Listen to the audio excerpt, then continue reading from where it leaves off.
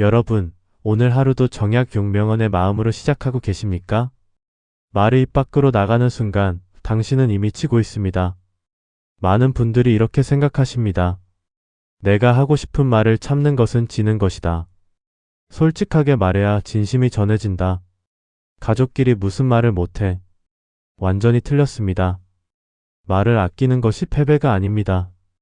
말을 아끼는 것, 그것이 이 나이에 가져야 할 품격입니다. 지금 이 영상을 보고 계신 분 중에 며느리에게 한마디 했다가 며칠째 냉랭한 분위기를 감내하고 계신 분, 사위 앞에서 무심코 던진 말 한마디가 두고두고 가슴에 걸리시는 분, 자녀에게 진심으로 한 말이 왜 상처가 되었는지 도무지 이해가 안 되시는 분. 오늘 이 영상 반드시 끝까지 들으셔야 합니다. 생각해 보십시오. 당신은 그 말을 하던 순간을 기억하십니까? 아마 기억 못하실 겁니다. 식사 자리에서, 전화통화 중에, 아니면 지나가다 무심코 던진 말 한마디.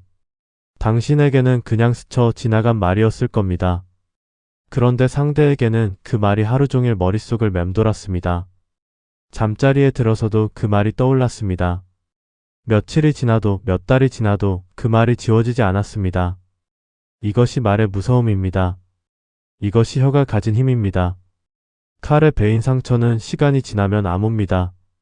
그러나 말에 베인 상처는 해가 지나도 흉터로 남습니다. 당신이 아무 생각 없이 내뱉은 그 한마디가 며느리의 마음속 깊은 곳에서, 사위의 기억 한켠에서, 자녀의 가슴 한가운데에서 지금 이 순간에도 곪고 있을 수 있습니다. 당신은 그 말을 이미 잊었습니다. 그러나 상대는 아직 기억하고 있습니다. 더 무서운 것은 이것입니다. 그 말 한마디가 쌓이고 쌓이면 어느 날 갑자기 연락이 뜸해집니다. 명절에 왔다가 일찍 자리를 뜹니다. 전화를 해도 짧게 끊습니다. 그때 가서야 당신은 깨닫습니다. 무언가 단단히 어긋났다는 것을. 그러나 그때는 이미 늦은 경우가 많습니다. 관계란 무너지기 전에 지켜야 하는 것입니다.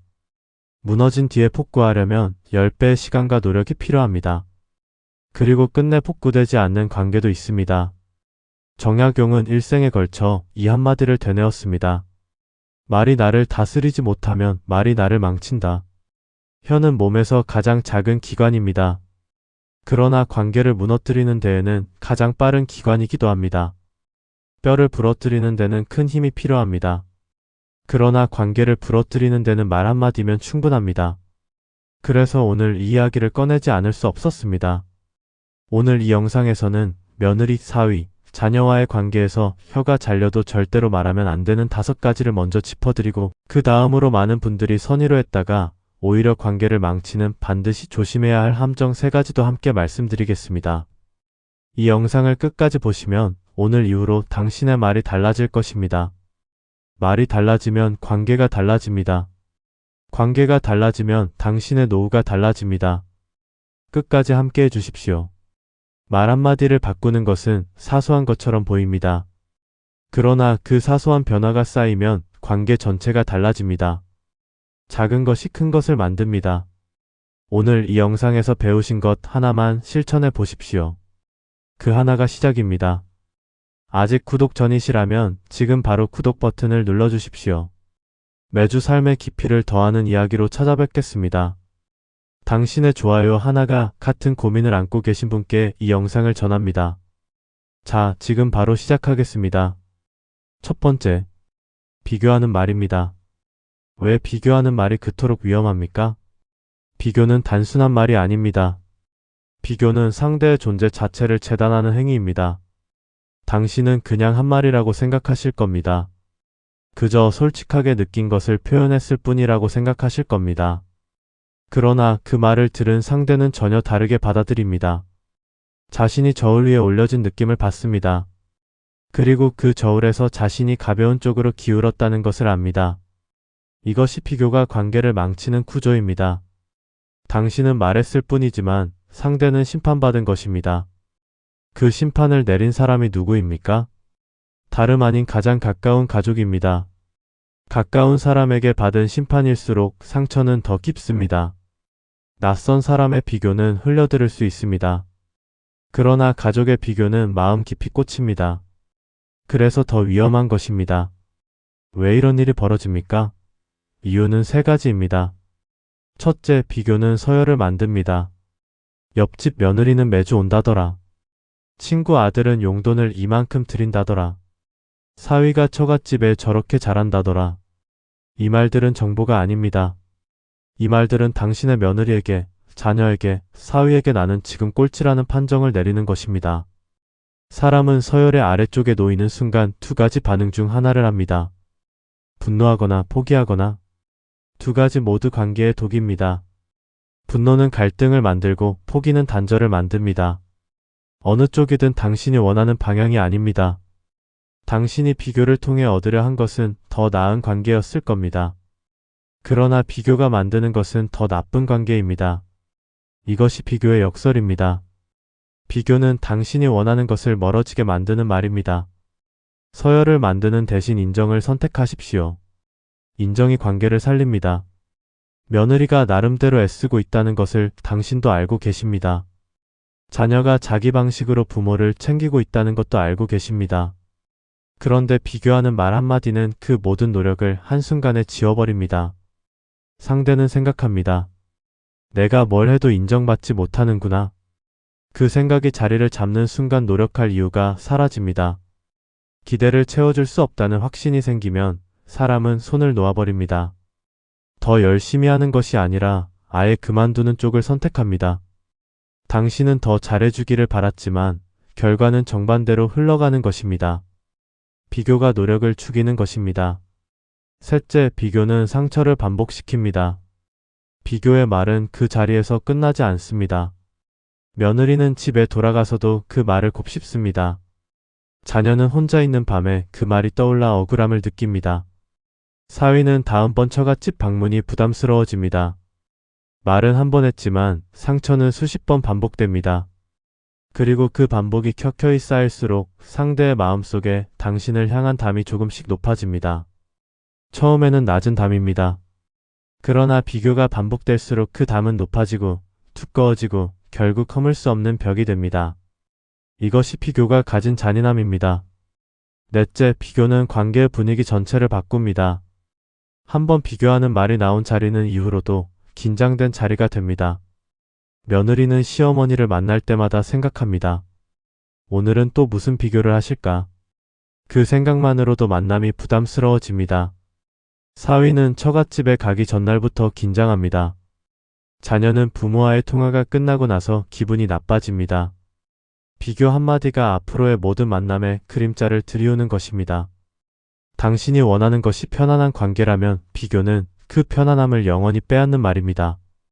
한 번의 비교가 10번의 좋은 만남을 망칩니다. 이것이 비교가 가진 가장 무서운 힘입니다. 결국 비교하는 말의 정체는 이것입니다. 당신은 부족하다는 선고입니다. 그 선고를 가족에게 내리는 것, 그것이 바로 비교입니다. 여기에는 인간관계를 관통하는 법칙이 있습니다. 사람은 인정받을 때 움직이고 비교당할 때 멈춥니다. 당신이 원하는 것이 더 잘해주는 며느리, 더 자주 연락하는 자녀라면 비교가 아니라 인정이 그 답입니다. 이 법칙은 예외가 없습니다. 비교로 사람을 움직이려 한 시도는 단 한 번도 성공한 적이 없습니다. 비교는 당신이 원하는 것을 얻게 해주는 것이 아니라 당신이 가진 것마저 잃게 만드는 말입니다. 관계를 지키고 싶다면 비교를 내려놓으셔야 합니다. 정약용은 이렇게 말했습니다. 남을 고치려는 마음이야말로 실패의 첫걸음이다. 비교는 상대를 고치려는 마음에서 나옵니다. 더 잘하게 만들려고, 더 신경 쓰게 만들려고. 그러나 비교로 고쳐진 사람은 단 한 명도 없습니다. 비교로 멀어진 사람은 헤아릴 수 없이 많습니다. 정약용이 200년 전에 이미 알았던 진리입니다. 우리는 이제라도 알아야 합니다. 하지만 여기서 놓치기 쉬운 게 있습니다. 비교하는 말 중에는 칭찬처럼 들리는 것도 있습니다. 우리 며느리가 제일 예쁘지. 우리 아들이 최고야. 이 말은 칭찬처럼 들리지만 구조는 비교입니다. 다른 누군가를 아래에 두고 당신을 위에 올리는 방식. 이런 비교도 결국 상대를 불편하게 만듭니다. 왜냐하면 오늘 위에 올렸던 사람이 내일은 아래로 내려올 수 있다는 것을 상대도 본능적으로 알기 때문입니다. 진짜 인정은 비교 없이도 충분합니다. 비교 없이 그냥 고맙다, 든든하다, 잘해줘서 참 좋다.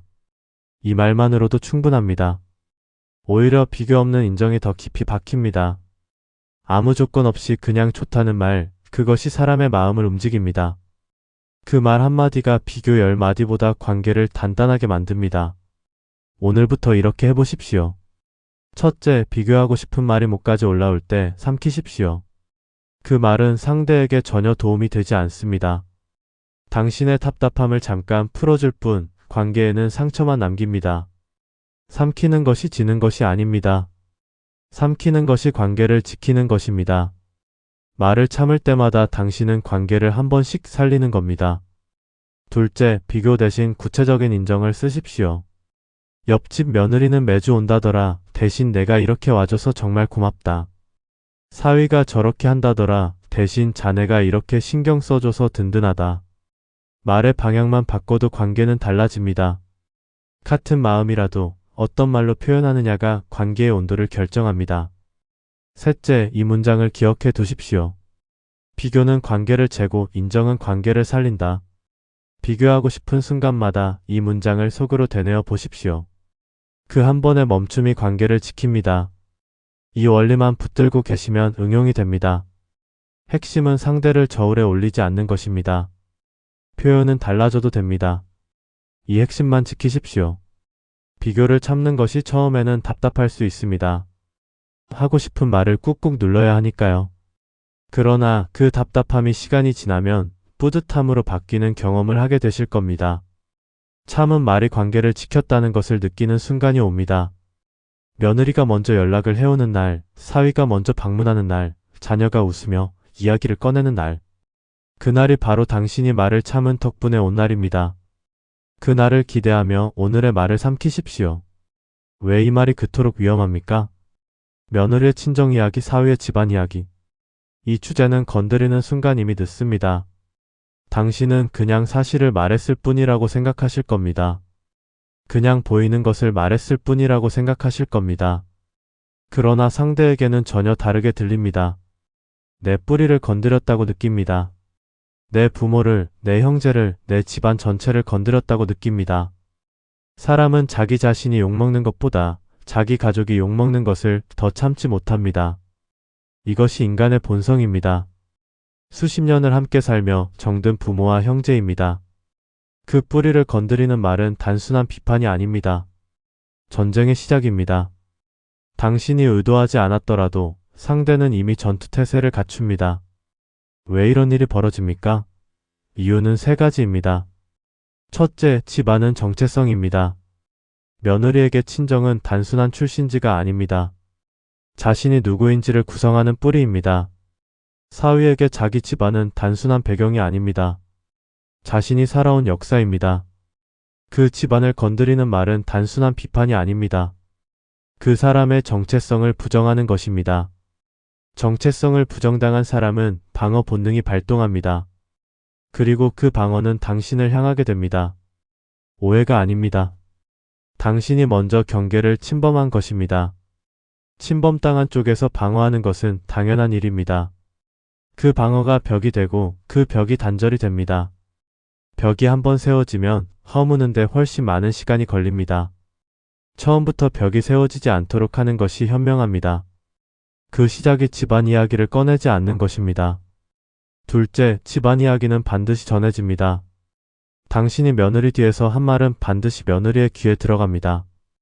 당신이 친척들과 나눈 사위 집안 이야기는 어떤 경로로든 반드시 사위의 귀에 들어갑니다. 세상에 영원한 비밀은 없습니다. 특히 가족 사이에서는 더욱 그렇습니다. 그 말이 전해지는 순간 상대는 한 가지를 확실히 알게 됩니다. 이 집에서 나는 진심으로 환영받지 못하고 있구나. 그 확신이 자리를 잡으면 그 관계는 표면적으로는 유지되어도 속은 이미 멀어지기 시작한 것입니다. 웃는 얼굴로 왔다가도 마음은 이미 닫혀 있는 것입니다. 그리고 마음이 닫힌 관계는 시간이 지날수록 더 멀어집니다. 셋째, 집안 이야기는 자녀를 선택의 기로에 세웁니다. 당신이 며느리의 친정을 건드리는 말을 하면 당신의 자녀는 어느 편에 설지를 결정해야 합니다. 부모 편에 설 것인지 배우자 편에 설 것인지. 이 선택을 강요하는 것이 얼마나 잔인한 일인지 생각해 보십시오. 대부분의 경우 자녀는 배우자 편을 선택합니다. 왜냐하면 앞으로 남은 인생을 함께 살아갈 사람이 배우자이기 때문입니다. 당신이 자녀에게 선택을 강요할수록 당신이 선택받을 가능성은 낮아집니다. 자녀를 잃고 싶지 않다면 자녀의 배우자를 공격하지 마십시오. 넷째, 집안 이야기는 돌이킬 수 없는 낙인을 남깁니다. 친정이 어렵다더라, 시댁이 복잡하다더라. 이런 말은 한번 퍼지면 거두어 들릴 수 없습니다. 친척들 사이에서, 이웃들 사이에서, 모임 사람들 사이에서 그 말은 꼬리에 꼬리를 물고 퍼져나갑니다. 며느리는 나중에 그 사실을 알게 됩니다. 그리고 그 순간부터 당신을 다르게 봅니다. 내 집안 이야기를 밖에 퍼뜨린 사람으로. 그 낙인은 지워지지 않습니다. 아무리 잘해드려도, 아무리 시간이 지나도 그 기억은 남아서 관계를 흐립니다. 말은 화살과 같습니다. 한번 떠난 화살은 돌아오지 않습니다. 집안 이야기는 입 밖으로 내보내지 마십시오. 결국 배우자 집안을 건드리는 말의 정체는 이것입니다. 상대의 뿌리를 부정하는 선전포고입니다. 전쟁을 시작하고 싶지 않다면 그 말은 절대 하지 마십시오. 여기에는 인간관계를 관통하는 법칙이 있습니다. 사람은 자신의 뿌리가 존중받을 때 상대에게 마음을 엽니다. 며느리가 당신에게 마음을 열기를 원하십니까? 사위가 당신을 진심으로 따르기를 원하십니까? 그렇다면 그들의 집안을 존중하십시오. 비판이 아니라 존중이 먼저입니다. 당신이 그들의 집안을 귀하게 여기는 만큼 그들도 당신을 귀하게 여길 것입니다. 정약용은 이렇게 말했습니다. 적당한 거리는 냉정함이 아니라 존중의 표현이다. 배우자의 집안은 당신이 깊이 알 필요가 없는 영역입니다. 그 경계를 지키는 것이 냉정함이 아닙니다. 그 경계를 지키는 것이 존중입니다. 그 침묵이 때로는 가장 깊은 배려입니다. 하지만 여기서 놓치기 쉬운 게 있습니다. 나쁜 의도로 한 말이 아닌 경우도 많습니다. 걱정이 되어서, 궁금해서 그냥 대화 삼아 꺼낸 말. 그러나 의도가 좋아도 결과가 나쁘면 나쁜 말입니다. 좋은 마음이 있다면 그 마음을 말이 아닌 행동으로 표현하십시오. 따뜻하게 차려낸 팝상 하나가 말 10마디보다 더 깊이 전해질 때가 있습니다. 오늘부터 이렇게 해보십시오. 첫째, 배우자의 집안에 대해 묻지 마십시오. 모르는 것이 더 나을 때가 있습니다. 알지 않아도 되는 것을 굳이 알려고 하지 마십시오. 경계를 지키는 것이 관계를 지키는 것입니다. 둘째, 이미 들은 이야기는 밖으로 꺼내지 마십시오. 며느리가 친정 사정을 털어놓았다면 그것은 신뢰로 한 말입니다. 그 말을 친척들에게, 이웃에게, 다른 자녀에게 옮기는 순간 신뢰는 깨집니다. 한번 깨진 신뢰는 회복하는데 몇 배의 시간이 걸립니다. 셋째, 이 문장을 기억해 두십시오. 그들의 뿌리를 존중하는 것이 내 관계를 지키는 것이다. 집안 이야기가 입 밖으로 나오려 할 때 이 문장을 속으로 되뇌십시오. 그 한 번의 멈춤이 관계를 지킵니다. 이 원리만 붙들고 계시면 응용이 됩니다. 핵심은 경계를 지키는 것입니다. 그 경계가 관계를 오래 살립니다. 경계를 지킨다는 것이 냉정하게 느껴질 수 있습니다. 며느리나 사위와 가까워지고 싶은데 거리를 두라는 것이냐고 생각하실 수 있습니다. 그렇지 않습니다. 경계를 지키는 것이 오히려 더 가까워지는 길입니다. 집안 이야기를 건드리지 않는 것이 상대에게는 이런 신호로 전해집니다. 이분은 나를 함부로 대하지 않는구나. 이분 앞에서는 편하게 있을 수 있겠구나. 그 편안함이 관계를 가깝게 만듭니다. 경계를 지키는 사람이 결국 더 가까운 관계를 만듭니다. 이것이 역설입니다. 그러나 이것이 인간관계의 진실입니다. 왜 이 말이 그토록 위험합니까? 그때 내가 그랬잖아. 예전에도 그런 적이 있었잖아. 내가 그때 얼마나 힘들었는지 알아? 이 말들 들어보신 적 있으십니까? 아니, 당신이 직접 하신 적 있으십니까? 과거의 잘못을 다시 꺼내는 것. 많은 분들이 이것을 정당하다고 생각하십니다. 잊지 않고 기억하는 것이 당연하다고 생각하십니다. 억울했던 일을 말하는 것이 솔직한 것이라고 생각하십니다. 그러나 이 생각이 관계를 서서히 죽이고 있습니다. 과거의 잘못을 다시 꺼내는 순간 두 가지 일이 동시에 일어납니다. 하나, 현재의 갈등이 해결되지 않습니다. 지금 이 문제를 풀어야 하는데 과거 이야기를 꺼내는 순간 대화의 주제가 바뀝니다. 지금의 문제는 사라지고 과거의 문제가 새로운 전쟁터가 됩니다. 아무것도 해결되지 않고 상처만 2배가 됩니다. 상대가 방어 태세로 돌아섭니다. 과거의 잘못을 지적받은 사람은 지금의 문제를 인정하지 않습니다. 억울함이 먼저 올라오기 때문입니다. 그 억울함이 대화를 막습니다. 이것이 과거 꺼내기의 구조입니다. 왜 이런 일이 벌어집니까? 이유는 3가지입니다. 첫째, 과거는 바꿀 수 없습니다. 이미 일어난 일은 되돌릴 수 없습니다. 그 일을 다시 꺼내봤자 달라지는 것은 아무것도 없습니다. 변하는 것은 오직 하나, 상대의 기분뿐입니다. 그리고 그 기분은 나빠지는 방향으로만 변합니다. 바꿀 수 없는 것을 반복해서 꺼내는 것은 해결을 원하는 것이 아니라 상처를 주려는 것입니다. 당신이 그 의도가 아니었다고 해도 상대는 그렇게 느낍니다. 느껴지는 것이 현실입니다. 의도보다 영향이 중요합니다. 과거를 꺼내는 대신 현재에서 해법을 찾으십시오. 둘째, 과거 꺼내기는 신뢰를 무너뜨립니다. 한번 용서했거나 한번 넘어갔던 일을 또 꺼낸다는 것은 상대에게 이런 메시지를 전달합니다. 나는 당신을 용서하지 않았다. 나는 당신의 과거를 언제든 무기로 쓸 수 있다. 이 메시지를 받은 사람은 당신 앞에서 조심하게 됩니다. 솔직해지지 않습니다. 실수를 감춥니다. 왜냐하면 솔직하게 털어놓으면 나중에 무기가 된다는 것을 알기 때문입니다. 무기를 들면 상대도 방패를 듭니다. 방패를 든 사람과는 진심이 오가지 않습니다.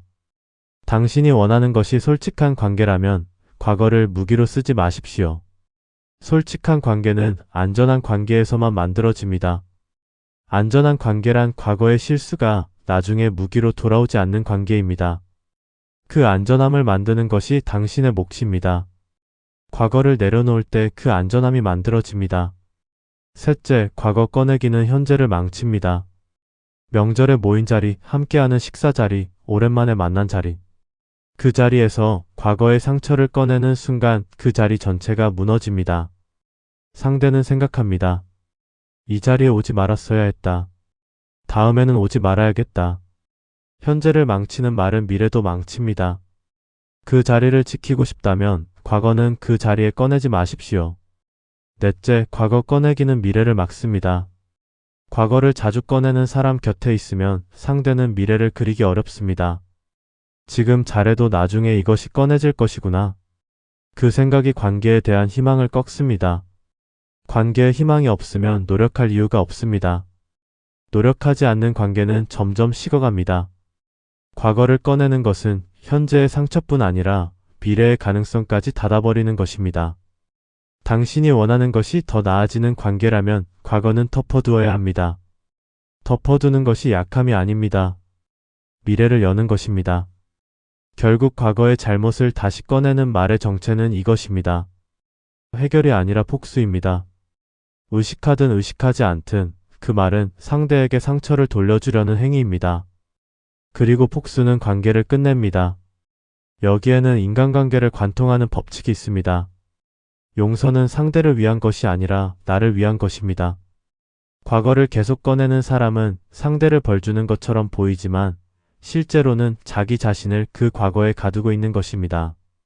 과거를 내려놓는 순간 당신이 자유로워집니다. 그 자유가 관계에도 숨통을 틔웁니다. 정약용은 이렇게 말했습니다. 기대를 내려놓는다 함은 타인의 행동에 내 평온을 걸지 않는다는 뜻이다. 과거의 잘못에 집착하는 것은 타인의 과거 행동에 내 현재 평온을 거는 것입니다. 그 사슬을 끊으십시오. 과거를 꺼내지 않는 것은 약함이 아닙니다. 그것이 바로 성숙입니다. 성숙한 사람은 현재에 집중합니다. 하지만 여기서 놓치기 쉬운 게 있습니다. 억울한 마음이 없어서 참는 것이 아닙니다. 억울한 마음은 있습니다. 억울함을 해소하는 방법은 2가지입니다. 과거를 꺼내 상대를 공격하거나 그 감정을 내 안에서 정리하거나. 첫 번째 방법은 잠깐의 해소감을 주지만 관계를 망칩니다. 2번째 방법은 처음에는 힘들지만 당신과 관계를 동시에 살립니다. 억울함은 혼자 소화하는 것입니다. 혼자 소화하는 능력, 그것이 노후의 품격입니다. 오늘부터 이렇게 해보십시오. 첫째, 과거 이야기가 올라오려 할 때 이 질문을 하십시오. 이것을 꺼냈을 때 달라지는 것이 있습니까? 달라지는 것이 없다면 꺼내지 마십시오. 둘째, 현재의 문제는 현재에서만 다루십시오. 과거와 현재를 섞는 순간 두 문제 모두 해결되지 않습니다. 셋째, 이 문장을 기억해 두십시오. 과거를 내려놓는 것은 상대를 봐주는 것이 아니라 나를 자유롭게 하는 것이다. 과거를 꺼내고 싶은 순간마다 이 문장을 속으로 되뇌어 보십시오. 그 한 번의 멈춤이 당신과 관계를 동시에 살립니다. 이 원리만 붙들고 계시면 응용이 됩니다. 핵심은 현재에 머무는 것입니다. 과거는 이미 지나갔습니다. 현재만이 당신이 바꿀 수 있는 시간입니다. 과거를 내려놓는 연습을 매일 하십시오. 오늘 억울한 마음이 올라올 때 이렇게 해보십시오. 그 억울함을 종이에 써보십시오. 다 쓰고 나서 그 종이를 버리십시오. 그 행위 자체가 내려놓음의 연습이 됩니다. 억울함을 말로 꺼내면 관계를 망치지만 종이에 쓰고 버리면 당신의 마음이 가벼워집니다. 가벼운 마음으로 상대를 만나십시오. 그 가벼움이 관계를 살립니다. 왜 이 말이 그토록 위험합니까? 애를 왜 그렇게 키워? 살림을 왜 그렇게 해? 그건 그렇게 하는 게 아니야. 우리 때는 이렇게 했어. 이 말들 당신도 하신 적 있으십니까? 지금 이 순간에도 하고 싶으신 말 아닙니까? 충분히 이해합니다. 수십 년을 살아온 경험이 있으십니다. 자녀를 키워본 경험이 있으십니다. 살림을 꾸려온 경험이 있으십니다. 그 마음 충분히 이해합니다. 그러나 그 좋은 마음이, 그 진심 어린 경험이 지금 이 순간 관계를 천천히 그러나 확실하게 망치고 있습니다. 좋은 의도가 나쁜 결과를 만드는 것. 이것이 간섭의 역설입니다. 왜 이런 역설이 생깁니까? 그 구조를 지금부터 정확히 짚어드리겠습니다. 이 구조를 이해하시면 앞으로 어떻게 해야 할지 절로 보이실 겁니다. 왜 이런 일이 벌어집니까? 이유는 4가지입니다. 첫째, 간섭은 능력 부정입니다. 간섭이 시작되는 순간 그 안에는 이런 전제가 깔려 있습니다. 너는 제대로 하지 못하고 있다. 당신은 그 말을 하려는 게 아니었을 겁니다. 그냥 더 잘 되라고 그냥 도와주려고 한 말이었을 겁니다. 그러나 상대는 그 말 뒤에 숨은 전제를 정확히 읽어냅니다. 나는 지금 부족하다는 판정을 받은 것이구나. 이 판정을 받은 사람은 2가지 반응 중 하나를 합니다. 반발하거나 위축되거나. 반발하면 갈등이 생기고 위축되면 관계가 멀어집니다. 2가지 모두 당신이 원하는 결과가 아닙니다. 아무리 좋은 의도로 한 말이라도 상대의 능력을 부정하는 말은 이미 상처입니다. 둘째, 시대가 달라졌습니다. 당신이 자녀를 키우던 때와 지금은 완전히 다릅니다. 아이를 엎어 재우는 것이 좋다고 알던 시대가 있었습니다. 지금은 위험하다는 것이 밝혀졌습니다. 체벌이 당연하던 시대가 있었습니다. 지금은 아이의 심리에 깊은 상처를 남긴다는 것이 밝혀졌습니다. 당신의 경험은 그 시대에는 옳은 경험이었습니다. 그러나 그 경험이 지금도 옳다는 보장은 없습니다. 나누는 것은 상대가 선택할 여지를 줍니다. 강요하는 것은 상대의 선택을 빼앗습니다. 이 차이가 관계의 방향을 결정합니다. 셋째, 간섭은 자녀의 자립을 막습니다. 처음에는 작은 간섭입니다. 애는 이렇게 재워라, 밥은 이렇게 해라, 청소는 이렇게 해. 그러나 그 간섭이 반복될수록 자녀는 스스로 결정하는 능력을 잃어갑니다. 무엇을 해도 어차피 지적받는다는 것을 알게 됩니다. 그 순간부터 노력이 사라집니다. 간섭은 도움이 아닙니다. 간섭은 침범입니다. 그 침범이 켜켜이 쌓이면 어느 날 문이 닫힙니다. 그 문이 닫힌 뒤에야 당신은 깨닫습니다. 왜 연락이 없는지, 왜 명절에 일찍 떠나는지. 그러나 그때는 이미 늦은 경우가 많습니다. 넷째, 간섭은 자녀 부부 사이를 흔듭니다. 당신이 며느리의 살림에 간섭하면 당신의 자녀는 중간에 서게 됩니다. 부모 편을 들자니 배우자가 상처받고 배우자 편을 들자니 부모에게 죄스럽습니다. 이 불편한 자리에 자녀를 세우는 것이 간섭입니다. 그 불편함이 반복될수록 자녀는 당신을 멀리하게 됩니다. 당신과 함께하는 시간이 갈등의 시간이 되기 때문입니다. 간섭은 당신의 자리를 불편한 자리로 만드는 일입니다. 당신이 원하는 것이 자녀가 편하게 찾아오는 관계라면 자녀를 그 불편한 자리에 세우지 마십시오. 당신의 자리를 가장 편한 자리로 만드십시오. 간섭을 멈추는 순간 당신의 자리가 편한 자리가 됩니다. 편한 자리에 사람은 자주 옵니다. 그것이 당신이 원하는 것 아닙니까? 나의 방식이 옳다는 선언입니다. 그 선언은 상대의 방식을 틀렸다고 단정하는 것입니다. 틀렸다고 단정당한 사람은 마음의 문을 닫습니다. 억지로 열려고 할수록 더 단단히 잠깁니다. 여기에는 인간관계를 관통하는 법칙이 있습니다. 사람은 스스로 선택할 때 책임을 집니다. 그러나 강요당해서 한 선택에는 책임을 지지 않습니다. 며느리가 당신 말대로 했다가 잘못되면 당신 탓을 합니다. 반대로 스스로 선택하고 잘못되면 스스로 배웁니다. 간섭은 성장을 막습니다. 믿음이 성장을 만듭니다. 당신이 한 발 물러서는 순간 그들이 한 발 앞으로 나아갑니다. 정약용은 이렇게 말했습니다. 남을 고치려는 마음이야말로 실패의 첫걸음이다. 간섭으로 고쳐진 사람은 단 한 명도 없습니다. 간섭으로 멀어진 사람은 셀 수 없이 많습니다. 고치려는 마음 대신 믿으려는 마음을 선택하십시오. 그 선택 하나가 관계의 온도를 바꿉니다. 하지만 여기서 놓치기 쉬운 게 있습니다. 간섭과 도움을 헷갈리지 마십시오. 부탁을 받아서 한 조언은 도움입니다. 부탁받지 않고 먼저 나선 것은 간섭입니다. 아무리 부드럽게 포장해도 묻지 않은 말은 간섭입니다. 물어볼 때까지 기다리십시오. 그 기다림이 신뢰를 만듭니다. 그 신뢰가 쌓이면 그들이 먼저 물어오는 날이 옵니다. 그날이 오면 당신의 경험이 진정한 지혜로 전해집니다. 기다린 사람만이 그 순간을 경험할 수 있습니다. 박 선생님은 며느리가 아이를 재우는 방식이 못마땅했습니다. 그래서 한마디 했습니다. 그냥 이렇게 재워봐. 우리 때는 다 이렇게 했어. 며느리는 웃으며 알겠다고 했습니다. 그러나 그날 이후 며느리의 방문이 눈에 띄게 줄었습니다. 최 선생님은 달랐습니다. 며느리의 방식이 자신과 달라도 말하지 않았습니다. 대신 이렇게 말했습니다. 내가 참 잘하고 있어. 대단해. 어느 날 며느리가 먼저 물었습니다. 어머니, 아이가 잠을 못 자는데 혹시 좋은 방법 아세요? 그때 최 선생님의 경험이 비로소 지혜로 전해졌습니다. 기다림이 그 문을 열었습니다. 오늘부터 이렇게 해보십시오. 첫째, 말하고 싶은 것이 생겼을 때 먼저 이 질문을 하십시오. 그들이 나에게 물어봤습니까? 물어보지 않았다면 말하지 마십시오. 내가 참 잘하고 있어. 그 돈이 어디서 났는지 알아? 내가 받은 게 얼마인데 이것도 못 해줘? 이 말들 당신도 하신 적 있으십니까? 돈 이야기는 가족 사이에서 가장 꺼내기 쉬운 말처럼 느껴집니다. 내가 해준 것이 있으니까, 내가 쓴 돈이 있으니까. 그 사실이 말할 자격을 준다고 생각하십니다.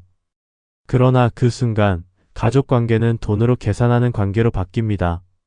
사랑으로 준 돈이 청구서가 되는 순간 그것은 더 이상 사랑이 아닙니다. 거래입니다. 거래 관계가 된 가족은 서로를 채무자로 봅니다. 채무자는 채권자를 사랑하지 않습니다. 두려워하거나 피하거나 원망합니다. 당신이 원하는 관계가 그것입니까? 오늘은 돈 이야기가 왜 관계를 끝내는지 그 구조를 정확히 짚어드리겠습니다. 왜 이런 일이 벌어집니까? 이유는 4가지입니다. 첫째, 돈은 권력입니다. 돈을 준 사람은 자신도 모르게 권력을 가졌다고 느낍니다. 내가 줬으니 내 말을 들어야 한다는 논리가 생깁니다. 그러나 그 논리는 상대에게 전혀 다르게 들립니다. 나는 지금 돈으로 묶여 있구나. 돈을 받은 순간부터 자유를 잃은 것이구나. 사람은 묶여 있다는 느낌이 드는 순간 벗어나려 합니다. 연락을 줄이고 거리를 두고 결국 관계를 끊습니다. 당신은 돈으로 관계를 붙잡으려 했지만 상대는 그 돈에서 벗어나기 위해 관계를 끊는 것입니다. 가장 가까운 가족을 가장 먼 타인으로 만드는 일입니다. 가족 사이에 돈이 끼어드는 순간 그 자리에 사랑은 설 곳이 없어집니다. 둘째, 돈 이야기는 과거의 모든 감사를 지웁니다. 며느리가 지금까지 당신에게 잘해온 것들이 있습니다. 명절마다 차려온 밥상, 아이를 데리고 온 방문, 안부 전화. 그 모든 것들이 쌓여 있었습니다. 그런데 내가 얼마를 줬는데라는 말 한마디가 그 모든 것을 한순간에 지워버립니다. 상대는 생각합니다. 내가 그동안 한 것들이 아무 의미가 없었구나. 결국 돈 앞에서는 아무것도 아니었구나. 그 허탈함이 관계를 끝냅니다. 쌓아온 것이 클수록 무너질 때의 충격도 큽니다. 오래된 관계일수록 더욱 조심해야 하는 이유입니다. 셋째, 돈 이야기는 준 사람의 마음도 훼손합니다. 당신이 처음 그 돈을 줄 때의 마음을 기억하십니까? 기쁘게 주었을 겁니다. 아이들이 잘 되길 바라는 마음으로 사랑으로 주었을 겁니다. 그런데 그 돈을 나중에 꺼내는 순간 그 마음이 거래로 바뀝니다. 사랑이 청구서로 바뀝니다. 상대만 상처받는 것이 아닙니다. 당신 스스로도 그 아름다운 기억을 더럽히는 것입니다. 사랑으로 시작한 것이 청구서로 끝나는 것, 그것이 가장 슬픈 결말입니다.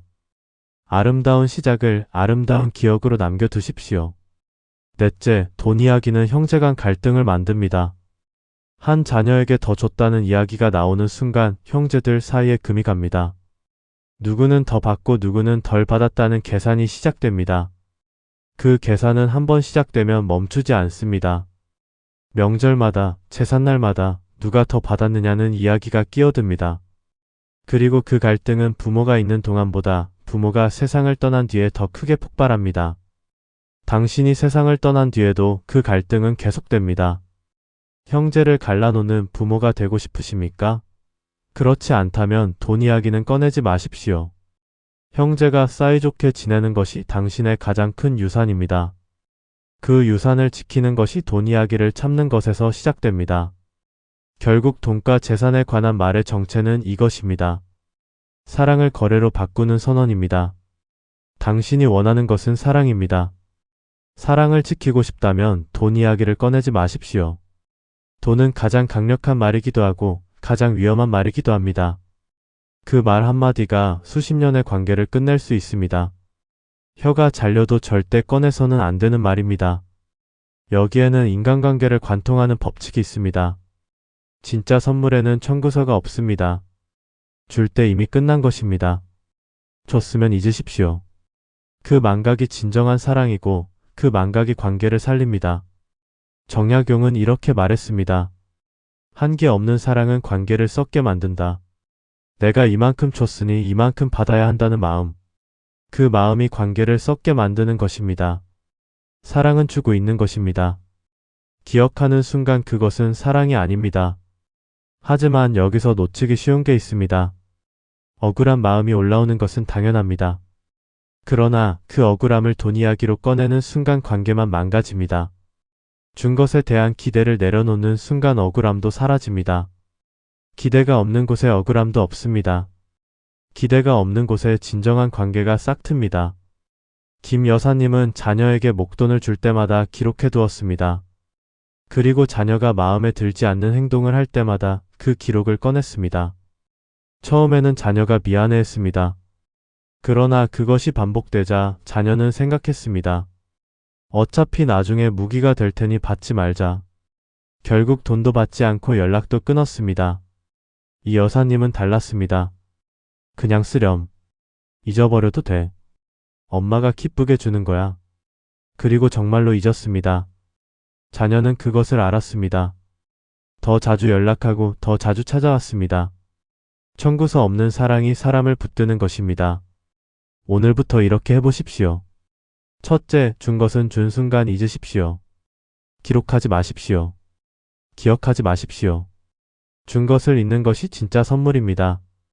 둘째, 돈 이야기가 목까지 올라올 때 이 질문을 하십시오. 이 말을 꺼냈을 때 관계가 좋아집니까? 나빠집니까? 답이 나왔으면 삼키십시오. 셋째, 기대를 내려놓으십시오. 준 것에 대한 기대를 내려놓는 순간 억울함도 사라집니다. 기대 없이 준 것이 진짜 사랑입니다. 넷째, 줄 때부터 청구서 없이 주십시오. 이건 그냥 드리는 겁니다. 나중에 꺼낼 생각 없습니다. 이 한마디가 상대의 마음을 얼마나 가볍게 하는지 모릅니다. 다섯째, 이 문장을 기억해 두십시오. 줬으면 잊어라. 기억하는 순간 그것은 사랑이 아니다. 돈 이야기가 올라오려 할 때마다 이 문장을 속으로 되뇌십시오. 그 한 번의 멈춤이 관계를 지킵니다. 이 원리만 붙들고 계시면 응용이 됩니다. 핵심은 준 것을 잇는 것입니다. 망각이 사랑이고 사랑이 관계를 살립니다. 돈 이야기를 참는 것이 처음에는 억울할 수 있습니다. 내가 이만큼 했는데 왜 참아야 하느냐고 느낄 수 있습니다. 그러나 이것을 기억하십시오. 돈 이야기를 참는 것은 상대를 위한 것이 아닙니다. 당신 자신을 위한 것입니다. 돈 이야기를 꺼내는 순간 당신이 잃는 것은 관계만이 아닙니다. 당신의 평온도 잃습니다. 당신의 품격도 잃습니다. 당신이 처음 그 돈을 줄 때 가졌던 아름다운 마음도 잃습니다. 참는 것이 당신을 지키는 것입니다. 그 참음이 관계를 지키고 그 관계가 당신의 노후를 지킵니다. 여기까지 혀가 잘려도 말하면 안 되는 5가지를 말씀드렸습니다. 비교하는 말, 배우자 집안을 건드리는 말, 과거의 잘못을 다시 꺼내는 말, 육아와 살림에 간섭하는 말, 돈과 재산에 관한 말. 이 5가지는 아무리 힘들어도, 아무리 억울해도, 아무리 답답해도 절대로 입 밖에 꺼내서는 안 되는 말들입니다. 여기까지 들으신 분들 중에 이런 생각을 하신 분이 계실 겁니다. 그럼 도대체 무슨 말을 하란 말이냐? 다 참으면 아무 말도 못하는 것 아니냐? 그렇지 않습니다. 하지 말아야 할 말을 알면 해야 할 말이 보입니다. 비교 대신 인정을, 간섭 대신 믿음을, 서운함 대신 초대를. 이 전환이 오늘의 핵심입니다. 그리고 지금부터는 한 가지를 더 말씀드리겠습니다. 그런데 말입니다. 이것만으로는 충분하지 않습니다.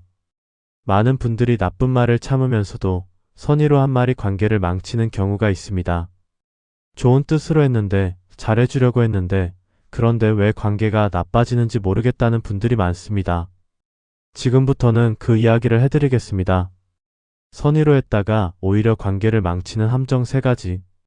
파트 2에서 명확하게 짚어드리겠습니다. 첫 번째 함정. 지나친 걱정과 연락입니다. 밥은 먹었어? 어디야? 언제 와? 몸은 괜찮아? 이 말들은 사랑에서 나온 말입니다. 걱정이 되어서, 보고 싶어서, 잘 지내는지 궁금해서. 그 마음은 진심입니다. 그러나 그 진심이 하루에도 수차례 쏟아질 때 상대는 전혀 다르게 느낍니다. 나는 지금 감시받고 있구나. 나는 내 시간을 마음대로 쓸 수 없구나. 나는 따로 살지만 여전히 통제받고 있구나. 사랑으로 한 연락이 감시로 느껴지는 순간 상대는 그 연락을 피하기 시작합니다. 그 피함이 쌓이면 관계가 멀어집니다. 더 걱정할수록 상대는 더 멀리 달아나는 것입니다. 당신은 사랑했을 뿐인데 상대는 통제당했다고 느낍니다. 이것이 지나친 걱정이 만들어내는 역설입니다. 오늘은 그 구조를 정확히 짚어드리겠습니다. 왜 이런 일이 벌어집니까? 이유는 4가지입니다. 첫째, 지나친 연락은 불신의 표현입니다. 걱정한다는 것은 상대가 스스로 잘 해낼 것이라고 믿지 못한다는 뜻입니다. 밥을 먹었는지 물어본다는 것은 혼자서는 챙기지 못할 것 같다는 불신입니다. 어디 있는지 물어본다는 것은 보고하지 않으면 불안하다는 것입니다. 상대는 그 불신을 느낍니다. 나는 이 사람 눈에 아직도 혼자 못 사는 아이로 보이는구나. 그 느낌이 자존심을 건드립니다. 자존심이 건드려진 사람은 그 관계에서 벗어나려 합니다. 믿는 사람은 자주 확인하지 않습니다. 자주 확인한다는 것은 믿지 못한다는 증거입니다. 당신이 원하는 것이 믿음을 주는 부모라면 연락의 양보다 믿음의 크기를 먼저 키우셔야 합니다. 그 믿음이 먼저입니다. 둘째, 지나친 연락은 상대의 시간을 빼앗습니다. 며느리에게도 하루가 있습니다. 아이를 키우고 집안일을 하고 자기 일을 하는 빽빽한 하루가 있습니다. 그 바쁜 하루 중간에 시어머니의 연락이 옵니다. 밥은 먹었어? 어디야? 읽어야 하고 답해야 하고 적절한 답을 골라야 합니다. 그 연락이 하루에 여러 번 오면 며느리는 시어머니의 연락이 뜨는 순간 한숨을 쉽니다. 부담이 된 것입니다. 사랑으로 보낸 연락이 부담이 되는 순간 그 관계는 이미 달라진 것입니다. 부담스러운 사람을 반기는 사람은 없습니다. 그 부담이 쌓일수록 상대는 당신의 연락을 반기지 않게 됩니다. 연락이 왔을 때 반갑지 않은 것, 그것이 관계가 멀어지고 있다는 신호입니다. 셋째, 지나친 연락은 상대를 숨막히게 합니다. 사람에게는 자기만의 공간이 필요합니다. 보고하지 않아도 되는 시간, 답하지 않아도 되는 시간. 그 공간이 있어야 관계가 유지됩니다. 그 공간을 빼앗는 것이 지나친 연락입니다. 처음에는 참습니다. 그러나 그것이 반복될수록 숨이 막힙니다. 숨 막히는 관계에서 사람은 도망칩니다. 연락이 줄고 방문이 줄고 결국 관계가 멀어집니다. 더 붙잡으려 할수록 더 빠르게 달아납니다. 잡으려 할수록 잃는 것입니다. 이것을 이해하는 순간 연락을 줄이는 것이 어렵지 않아집니다. 줄이는 것이 관계를 위한 것임을 알기 때문입니다. 내가 연락을 참는 것은 나를 위한 것이 아닙니다. 상대를 위한 것이고 결국 관계를 위한 것입니다. 그 이해가 실천을 가능하게 합니다. 시어머니의 연락이 너무 잦다고 느끼는 며느리는 남편에게 말합니다. 어머니한테 좀 말해줘. 그러면 자녀는 또 중간에 서게 됩니다. 부모와 배우자 사이에서 선택을 강요받습니다. 이 불편한 자리가 반복될수록 자녀도 지쳐갑니다. 지나친 걱정이 자녀 부부 사이에 균열을 만드는 것입니다. 연락의 양을 조절하는 것이 자녀를 위하는 것이고 관계를 살리는 것입니다.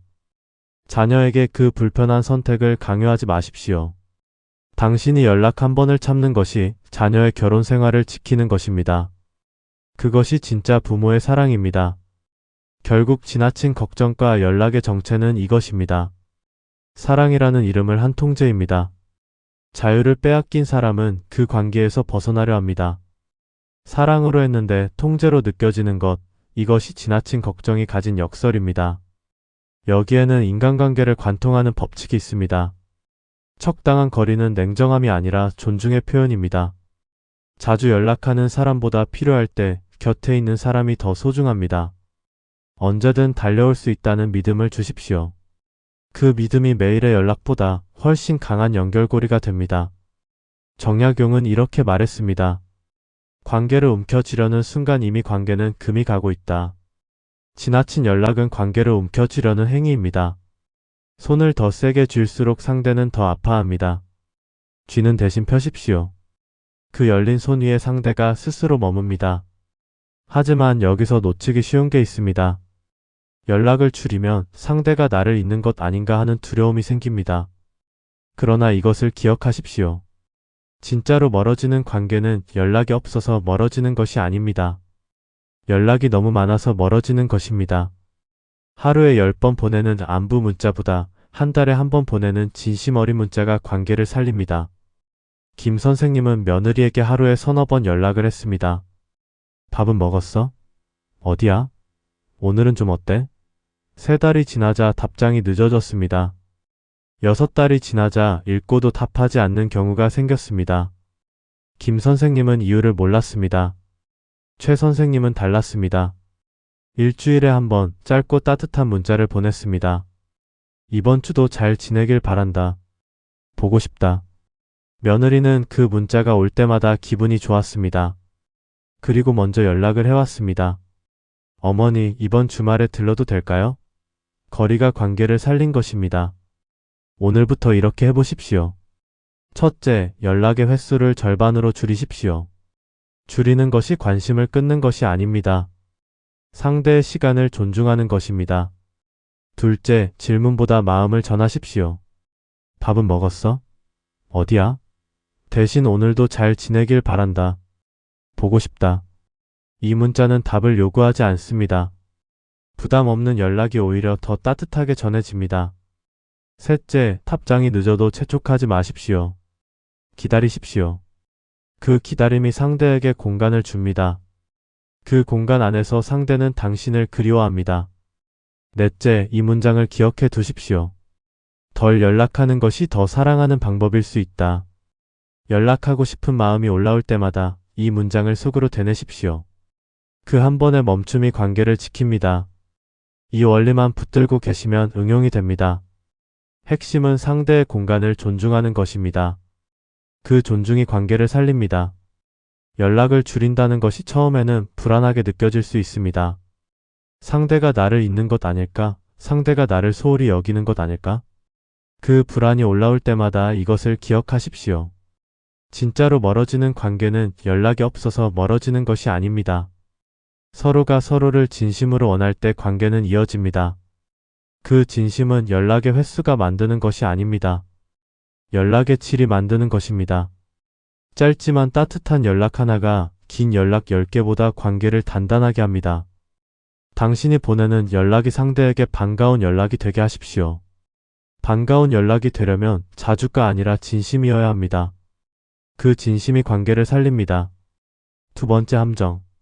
자녀의 편을 공개적으로 드는 말입니다. 우리 아들이 뭘 잘못했어? 며느리가 문제야. 사위가 제대로 못하는 거 아니야? 이 말들 자녀를 사랑해서 한 말입니다. 내 자식이 억울해 보여서, 내 자식이 손해보는 것 같아서. 그 마음은 진심입니다. 그러나 그 말이 입 밖으로 나오는 순간 두 가지 일이 동시에 일어납니다. 하나, 며느리와 사위의 마음에 깊은 상처가 남습니다.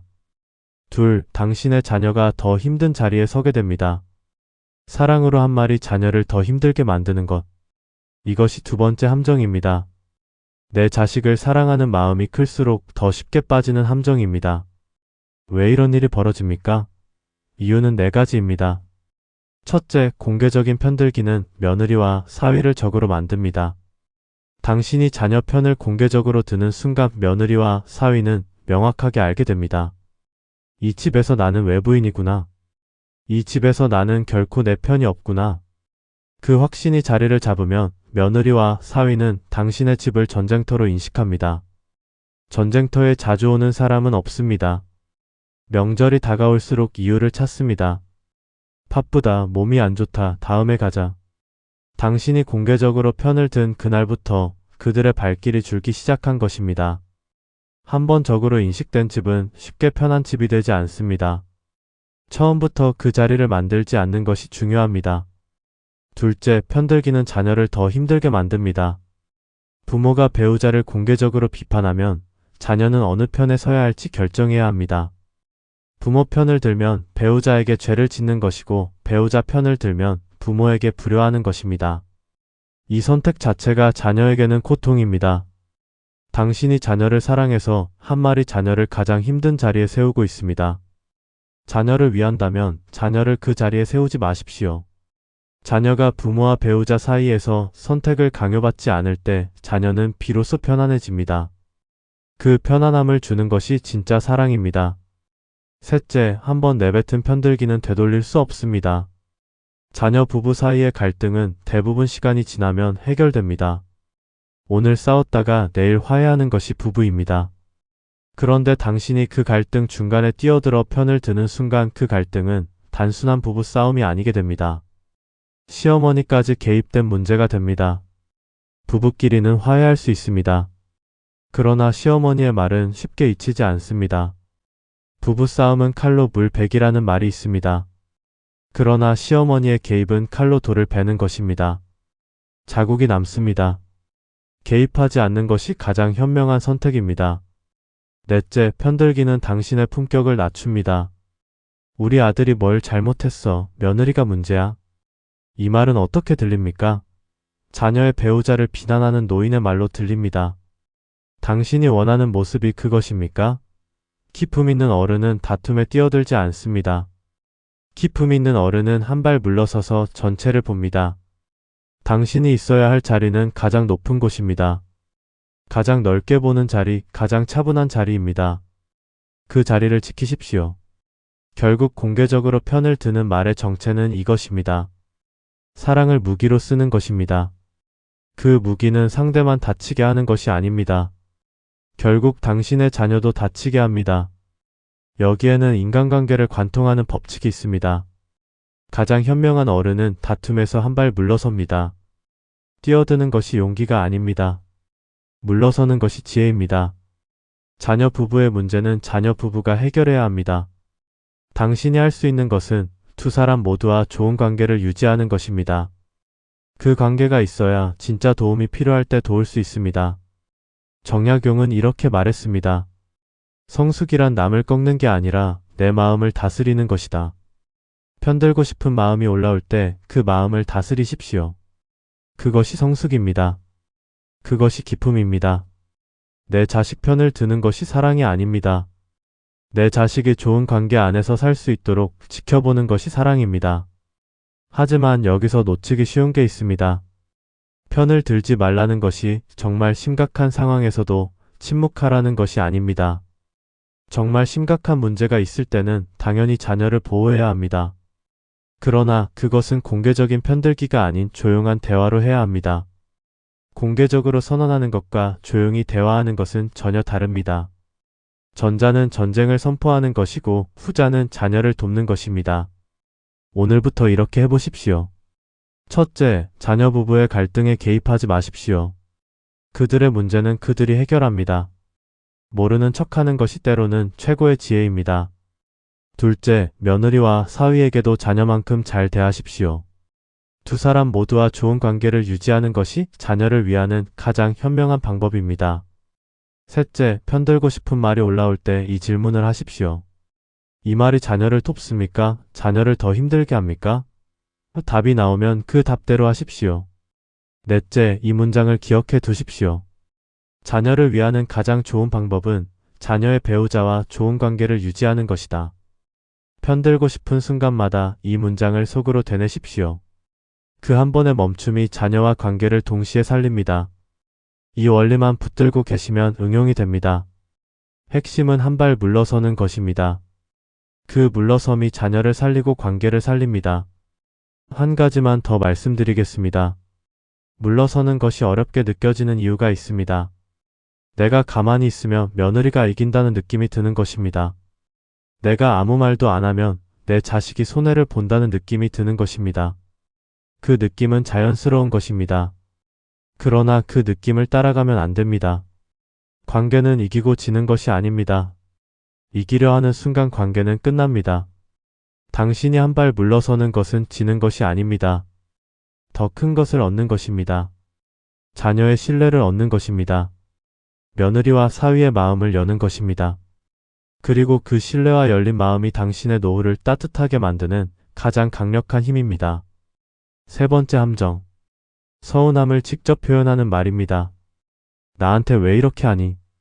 내가 서운하다는 거 몰라? 엄마가 이렇게 힘든데 넌 모르니? 이 말들도 사랑에서 나온 말입니다. 외롭고 섭섭하고 알아주기를 바라는 마음. 그 마음은 진심입니다. 그러나 서운함을 직접 표현하는 순간 상대는 두 가지 감정을 동시에 느낍니다. 죄책감과 부담입니다. 죄책감은 관계를 일시적으로 붙들지만 부담은 관계를 서서히 밀어냅니다. 서운함을 말할수록 상대는 당신 곁에 있는 것이 무거워집니다. 무거운 자리에 자꾸 오는 사람은 없습니다. 그래서 서운함을 자주 표현할수록 상대는 오히려 더 멀리 달아나는 것입니다. 왜 이런 일이 벌어집니까? 이유는 세 가지입니다. 첫째, 서운함의 표현은 상대를 피고석에 세웁니다. 내가 서운하다는 말은 당신 때문에 내가 상처받았다는 말입니다. 그 말을 들은 상대는 자신이 잘못한 사람이 되어 있습니다. 잘못한 사람의 자리는 불편합니다. 사람은 자신을 불편하게 만드는 자리를 피합니다. 당신의 서운한 표현이 상대를 피고석에 세우고 있습니다. 그리고 피고석에 서고 싶은 사람은 없습니다. 처음에는 미안해서 옵니다. 그러나 그것이 반복되면 아예 오지 않게 됩니다. 둘째, 서운함의 반복은 관계를 지치게 합니다. 처음 한 번은 미안해합니다. 그러나 같은 서운함이 반복될 때 상대는 생각합니다. 내가 뭘 해도 이 사람은 서운해하는구나. 내가 어떻게 해도 채울 수 없는 기대가 있구나. 그 생각이 자리를 잡는 순간 노력이 사라집니다. 어차피 안 된다는 확신이 생기면 사람은 포기합니다. 서운함의 반복이 상대의 포기를 만드는 것입니다. 포기한 상대와는 진짜 관계가 되지 않습니다. 셋째, 서운함의 표현은 진짜 대화를 막습니다. 내가 서운하다는 말이 먼저 나오면 상대는 방어태세가 됩니다. 방어태세가 된 사람과는 진심 어린 대화가 되지 않습니다. 자신을 보호하는 것이 먼저이기 때문입니다. 서운함을 표현하고 싶다면 먼저 대화의 문을 여는 방식으로 해야 합니다. 공격이 아닌 촛대의 방식으로 해야 합니다. 대화의 문이 열려야 진심이 오갑니다. 진심이 오가는 관계가 진짜 관계입니다. 서운함을 공격으로 표현하면 문이 닫힙니다. 초대로 표현하면 문이 열립니다. 문이 열린 관계에서만 서운함이 해소될 수 있습니다. 그 문을 여는 열쇠가 촛대의 언어입니다. 나를 더 사랑해달라는 요구입니다. 그러나 요구는 사랑을 만들지 않습니다. 요구는 부담을 만듭니다. 부담이 사랑이 될 수는 없습니다. 여기에는 인간관계를 관통하는 법칙이 있습니다. 기대를 내려놓는다 함은 타인의 행동에 내 평온을 걸지 않는다는 뜻입니다. 서운함은 기대에서 옵니다. 기대를 내려놓는 순간 서운함도 줄어듭니다. 기대 없이 만나는 관계, 그것이 가장 편한 관계입니다. 그리고 편한 관계에 사람은 더 자주 옵니다. 정약용은 이렇게 말했습니다. 기품이란 상대의 반응에 흔들리지 않는 내면의 척도다. 서운함을 직접 표현하는 것은 상대의 반응에 내 감정을 거는 것입니다. 그 감정을 상대의 반응에 걸지 마십시오. 내 평온은 내가 지키는 것입니다. 그 평온이 기품입니다. 하지만 여기서 놓치기 쉬운 게 있습니다. 서운함을 표현하지 말라는 것이 감정을 억압하라는 것이 아닙니다. 서운함은 있습니다. 그 감정은 당연합니다. 다만 표현하는 방식을 바꾸라는 것입니다. 나한테 왜 이렇게 하니 대신 보고 싶었어. 언제 한번 볼 수 있을까? 공격 대신 초대의 언어를 쓰십시오. 같은 마음이지만 상대가 받아들이는 방식이 완전히 달라집니다. 공격받은 사람은 방어하지만 초대받은 사람은 응합니다. 오늘부터 이렇게 해보십시오. 첫째, 서운함을 말하기 전에 이 질문을 하십시오. 이 말이 상대를 가깝게 합니까? 멀게 합니까? 답이 나오면 그 답대로 하십시오. 둘째, 공격 대신 초대의 언어를 쓰십시오. 나한테 왜 이렇게 하니 대신 보고 싶었어. 언제 한번 볼 수 있을까? 이 한마디가 관계의 문을 열어줍니다. 셋째, 기대를 낮추십시오. 기대가 낮아지면 서운함도 낮아집니다. 기대 없이 만나는 것이 가장 편한 만남입니다. 그 편안함이 관계를 살립니다. 넷째, 이 문장을 기억해 두십시오. 서운함을 표현하는 것보다 함께하고 싶다고 표현하는 것이 관계를 살린다. 서운함이 올라올 때마다 이 문장을 속으로 되뇌십시오. 그 한 번의 전환이 관계를 지킵니다. 이 원리만 붙들고 계시면 응용이 됩니다. 핵심은 공격이 아닌 초대입니다. 초대의 언어가 관계를 살립니다. 서운함은 사라지지 않습니다. 나이가 들수록 서운함은 더 커질 수 있습니다. 자녀가 바빠질수록, 연락이 줄수록, 만남이 드물수록 그 서운함을 어떻게 다루느냐가 노후의 관계를 결정합니다. 서운함을 표현하는 사람 곁에는 사람이 줄어듭니다. 서운함을 내 안에서 소화하는 사람 곁에는 사람이 모입니다. 서운함을 소화하는 방법은 기대를 내려놓는 것입니다. 기대를 내려놓으면 서운할 일이 줄어듭니다. 서운할 일이 줄면 관계가 편안해집니다. 관계가 편안해지면 상대가 더 자주 옵니다. 더 자주 오면 서운함이 사라집니다. 이것이 기대를 내려놓는 것이 만드는 선순환입니다. 그 선순환을 시작하는 것은 언제나 당신 자신입니다. 오늘 기대 하나를 내려놓으십시오. 그것이 시작입니다. 오늘 우리가 함께 들여다본 것은 이것입니다. 말이 관계를 끝낸다는 것. 그리고 말을 바꾸면 관계가 살아난다는 것. 당신이 오늘 이 영상을 끝까지 보신 이유가 있을 겁니다. 관계가 걱정되어서일 수도 있습니다. 이미 멀어진 관계를 되돌리고 싶어서일 수도 있습니다. 아니면 지금의 관계를 지키고 싶어서일 수도 있습니다. 어떤 이유이든 상관없습니다. 중요한 것은 지금 이 순간 당신이 바꾸려는 마음을 내셨다는 것입니다. 그 마음이 있는 한 늦지 않았습니다. 관계는 언제든 달라질 수 있습니다. 말이 달라지는 순간 관계가 달라지기 시작합니다. 오늘부터 시작하십시오. 혀가 잘려도 말하면 안 되는 5가지를 다시 한번 마음에 새겨두십시오. 비교하는 말은 상대를 저울에 올리는 것입니다. 배우자 집안을 건드리는 말은 상대의 뿌리를 부정하는 것입니다. 과거의 잘못을 꺼내는 말은 현재를 과거의 전쟁터로 만드는 것입니다. 육아와 살림에 간섭하는 말은 상대의 자립을 빼앗는 것입니다. 돈과 재산에 관한 말은 사랑을 거래로 바꾸는 것입니다. 이 5가지는 어떤 상황에서도 꺼내지 마십시오. 말이 아무리 목 끝까지 올라와도 혀가 잘릴 것 같아도 꺼내지 마십시오. 그 참음이 관계를 살립니다. 그리고 선의로 했다가 관계를 망치는 함정 3가지도 기억하십시오. 지나친 걱정과 연락은 사랑이 아니라 통제입니다. 자녀 편을 공개적으로 드는 것은 자녀를 더 힘들게 만드는 것입니다. 서운함을 직접 표현하는 것은 상대를 피고석에 세우는 것입니다. 오늘 말씀드린 8가지를 모두 한 번에 바꾸실 필요는 없습니다. 딱 하나만 바꿔보십시오. 오늘 당장 비교하는 말 하나를 삼키십시오. 오늘 당장 연락 한 번을 참으십시오. 그 하나의 변화가 시작입니다. 그 시작이 쌓이면 관계가 달라집니다. 정약용은 이렇게 말했습니다. 사람을 변화시키는 힘은 언변이 아니라 삶의 무게중심이다.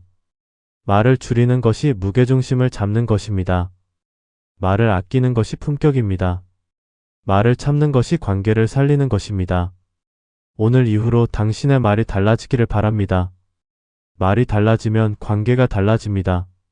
관계가 달라지면 당신의 노후가 달라집니다. 그 변화는 오늘 이 순간부터 시작됩니다. 지금 댓글에 이 문장을 남겨보십시오. 나는 말을 아끼는 사람이다. 나는 관계를 지키는 사람이다.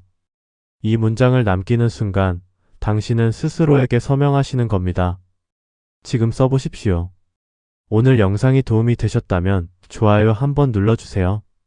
당신의 좋아요가 같은 고민을 안고 계신 분께 이 영상을 건네줍니다. 아직 구독 전이시라면 구독 버튼도 눌러주세요. 매주 삶의 깊이를 더하는 이야기로 찾아뵙겠습니다. 마지막으로 한 가지만 더 말씀드리겠습니다. 오늘 이 영상을 끝까지 보신 분들은 이미 한 가지 중요한 것을 하신 겁니다. 바꾸려는 마음을 낸 것입니다. 그 마음이 가장 중요합니다. 말을 바꾸는 것은 하루아침에 되지 않습니다. 수십 년 동안 써온 말의 습관이 있기 때문입니다. 처음에는 실수할 수 있습니다. 말이 나오고 나서야 아차 싶을 때도 있습니다. 괜찮습니다. 그 아차가 변화의 시작입니다. 아차를 느끼는 사람은 다음번에는 한 박자 일찍 멈출 수 있습니다. 그 멈춤이 쌓이면 습관이 됩니다. 그 습관이 관계를 살립니다. 당신은 할 수 있습니다. 오늘 이 영상을 보신 것이 그 증거입니다. 바꾸려는 사람은 반드시 바뀝니다. 오늘 이후 당신의 말이 관계가 노후가 달라지기를 진심으로 바랍니다. 여기까지 정약용명언이었습니다. 오늘 이 시간이 당신의 관계에 작은 씨앗이 되기를 바랍니다. 씨앗은 작지만 시간이 지나면 큰 나무가 됩니다. 오늘 참은 말 한마디가 그 씨앗입니다. 그 씨앗을 잘 키우십시오. 앞으로의 나날이 지금보다 더 풍요롭기를 진심으로 바랍니다.